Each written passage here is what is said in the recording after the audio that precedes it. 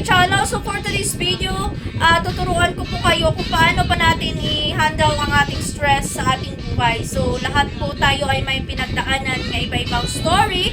So kailangan po natin ng pang-motivation. So for today's video, so kung bago ka pa lang sa channel kong ito, so i-subscribe nyo na po yung channel ko dahil for more inspiration and for motivation po tayo. So para mas ma-inspired kayo araw-araw. So huwag po tayong manatili sa ating mga nakaraan. So we have to be happy and don't choose to be alone. So siyempre kailangan po nating isipin yung positive mindset sa atin. So para mas ma-overcome natin. So siyempre kailangan din po natin ng kasama si Lord. So i-free po natin lahat ng ating mga pinagdaanan. So mawawala po yan mga ka-beloved, no?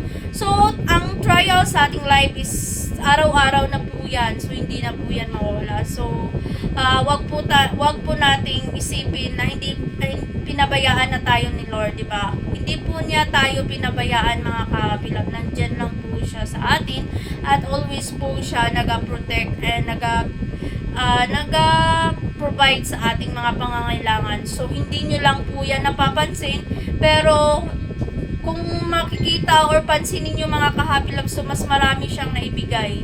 So wag nyo pong i-counted palagi yung mga negative or mga malungkot na mga pangyayari sa buhay. Isipin nyo naman po ang magandang mga pangyayari. So yun po ang binigay ni Lord para sa atin. So it's part of our lives kasi may di ba, kailangan lang po natin ng positive mindset and then we have to be strong and then we have to be positive always, di ba? Yung nakadagdag kasi pag positive mindset tayo is magiging happy tayo. So although that time is magiging malungkot tayo, pero it's normal. So after nating malungkot, so dapat naman nating piliin na maging masaya. So magiging moving forward tayo. And syempre, we should love ourselves naman. So kailangan po nating mahalin yung ating sarili, 'di ba? So kailangan po natin na alagaan po din ang ating sarili, 'di ba mga ka-beloved? So I know mahirap po 'yan, lalo na may mga pinagdaanan po tayong mga hindi maganda naging trauma, pero isipin po natin yung sarili natin at kailangan po nating lumaban. So wag po tayong magpadala sa mga malungkot na mga pangyayari sa buhay.